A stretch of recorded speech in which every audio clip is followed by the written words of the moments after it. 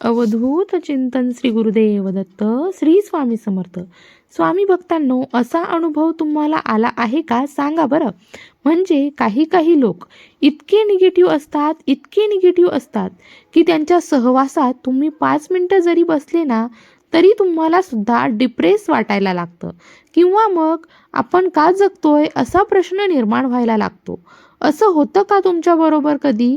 होत असेल ना तर लगेच कमेंट करा बरं का. कारण की असं सगळ्यांबरोबर घडत असतं. पण या परिस्थितीला हाताळायचं कसं, अर्थात या निगेटिव्ह लोकांपासून लांब कसं राहायचं, हे मात्र बऱ्याचदा आपल्याला कळतच नाही आणि मग आपण ट्रॅपमध्ये फसत जातो.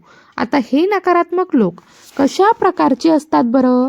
तर बरेच जण सतत नकारात्मक बोलून तुमच्या अवतीभोवतीच वातावरण जे आहे ते खराब करत असतात किंवा काही जण त्यांच्या कृतीमधून नकारात्मकता पसरवत असतात. म्हणजे बोलणार काही नाही पण अशा काड्या करून जातील ना, असे उद्योग करतील ना की सगळं वातावरण खराब होईल.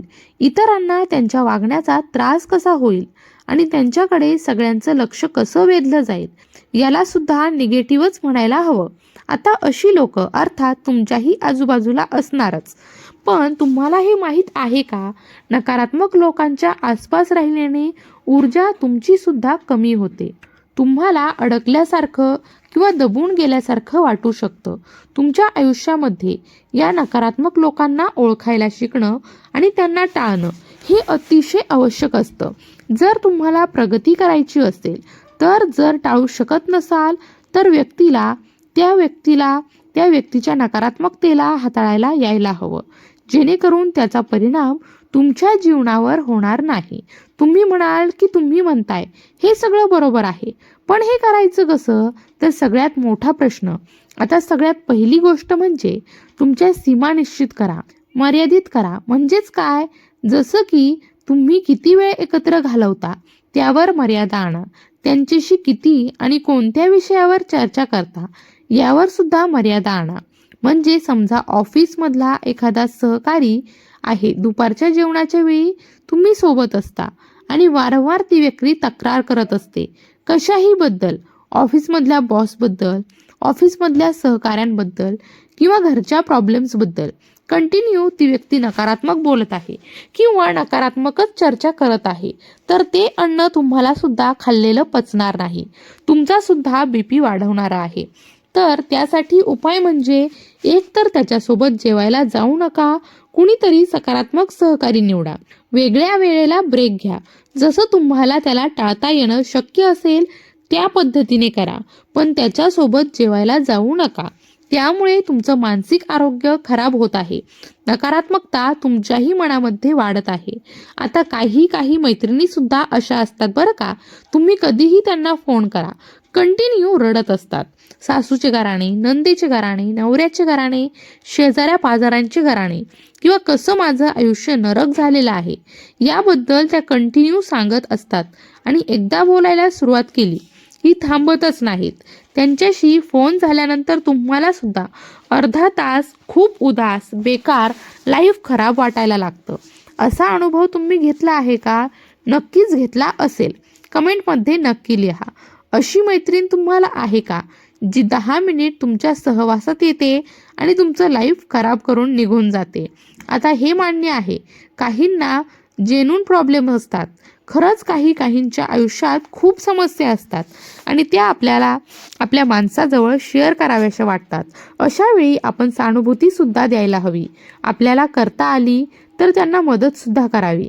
हे अगदी खरं आहे. पण मला सांगा, प्रॉब्लेम कुणाच्या आयुष्यात नसतात म्हणून सगळीच माणसं रडत असतात का? सतत काही ना काही प्रत्येक जण त्यातनं बाहेर पडण्याचा मार्ग हा शोधत असतो.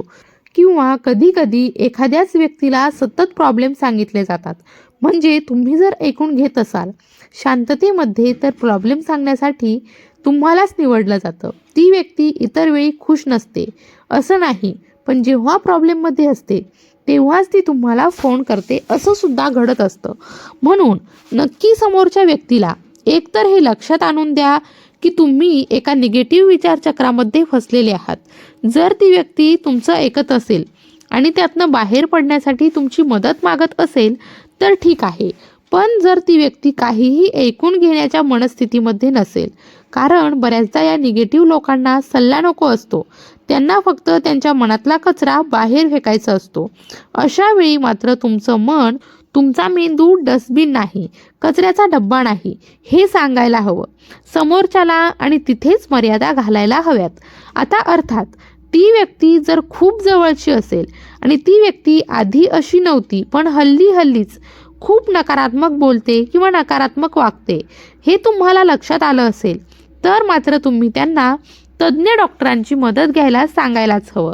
कारण ही नकारात्मकता, हे डिप्रेशन त्यांना कुठल्या वेगळ्या मानसिक आजाराकडे घेऊन जाऊ शकतं हे माहीत नाही, याचाही विचार करायला हवाच ना.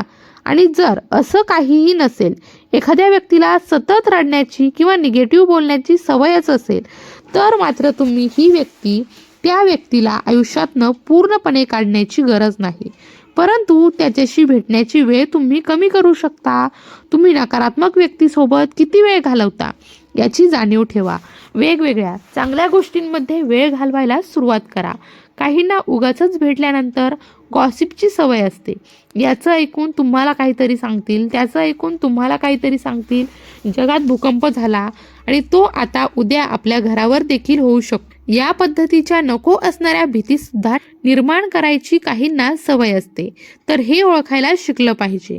आपल्या मनावर ती व्यक्ती भेटून गेल्यानंतर त्याचा काय परिणाम होतो याचा देखील सूक्ष्म अभ्यास केला पाहिजे आणि मग त्या व्यक्तीला लांब ठेवलं पाहिजे. आता यामध्ये ना काही जण म्हणतील, अहो तुम्ही म्हणताय की टाळा टाळा टाळा, पण नाही ना टाळता येत. घरातलीच माणसं आहेत, करणार काय? बसता उठता निगेटिव्ह बोलत असतात, करायचं काय?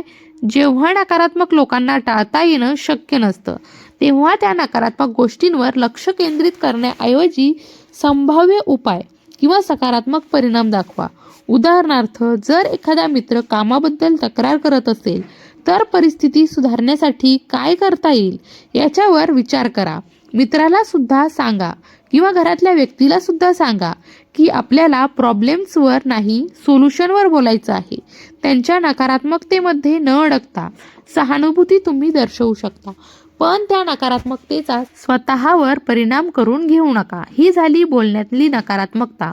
पण काही जण कृतीमधून सुद्धा नकारात्मकता पसरवत असतात. दुसऱ्यांचे पाय ओढणं किंवा दुसऱ्यांचं काम बिघडवणं, दुसऱ्यांच्या कामामध्ये अडथळा निर्माण करणं, सतत दुसऱ्याला टोचून बोलणं, दुसऱ्यांनी कितीही काही चांगलं केलं तरी त्यामध्ये कशा उणिवा आहेत हे दाखवणं, हे जे कृतीतून नकारात्मकता पसरवणं आहे, अशा लोकांना तर दुर्लक्षित करायलाच हवं आणि त्यांच्यापासून लांब राहायला हवं. हाच त्यावर पर्याय आहे. हे कसं करायचं? स्वतःला सकारात्मक गोष्टींमध्ये बिझी करून घ्यायचं. स्वतःचा वेळ स्वतःच्या प्रगतीसाठी द्यायचा.